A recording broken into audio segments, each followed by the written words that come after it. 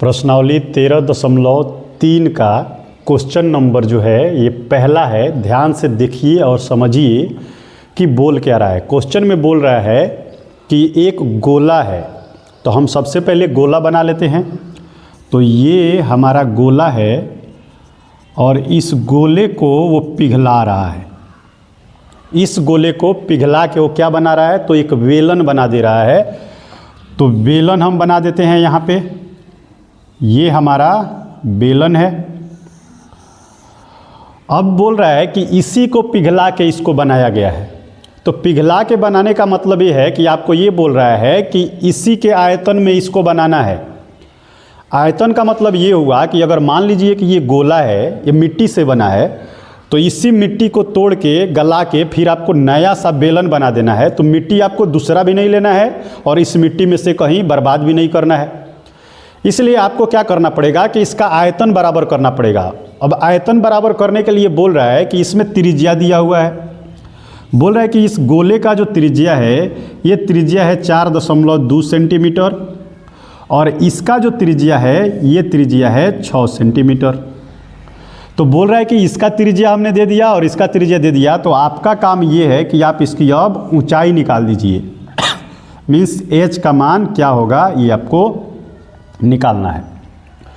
तो जैसे हम इसको हल करने के लिए जाएंगे तो हमको त्रिज्या दिया हुआ है, इसका मतलब हमको आयतन को क्या कर देना है, बराबर कर देना है। कहानी खत्म।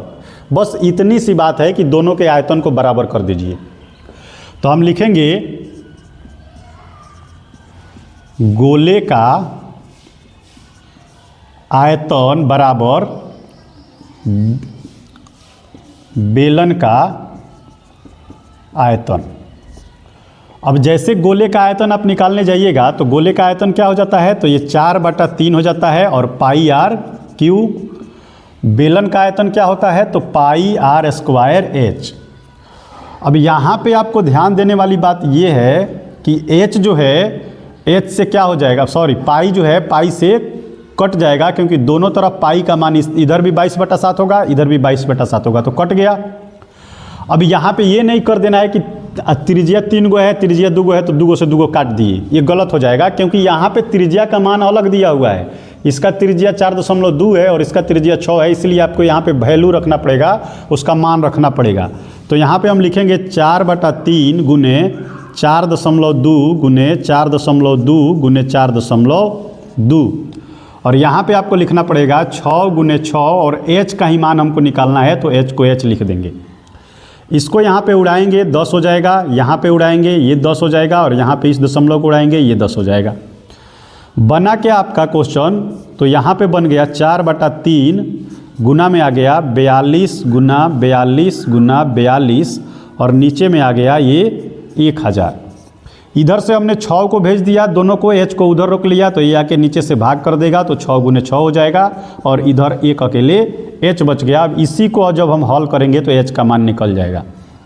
काटने जाएंगे तो ये हो जाएगा 14 तिया 42, इससे काटेंगे 7 बार में और इससे काटेंगे 7 बार में। 7 सते 49 हो गया, 49 में 14 से गुना कर देंगे, तो 49 गुने 14 कर देंगे। यहाँ पे ये 14 चौका 56, तो 49 में डायरेक्ट 56 से गुना कर देते हैं। तो ये हो गया 9 छक 54 के 4 हाथ में 5 और 6 चौका 24 और 5 9 45, तो 24 और 45 हो गया। तो ये हो गया 40 20 60 60 और 5 4 9, तो 69 और 69 और 5 हो गया ये हमारा 74 का 4 हाथ में 7, तो 5 चौका 20 और 7 27। तो हमारा आ कितना गया गुना करने पे, तो 2 7 4 4 यहाँ पे और भागा में कितना आ गया 1000, ये आ गया h का मान। अब जब इसको भागा करेंगे तो ये दशमलव में बैठा देगा, तो ये आ गया 2.744, यहाँ पे आ गया हमारा सेंटीमीटर। ये किसका मान आ गया, तो ये ऊंचाई का मान आ गया, जो बेलन की ऊंचाई है। इस h का मान हमने निकाल दिया और यही निकालना था हमको इस क्वेश्चन में।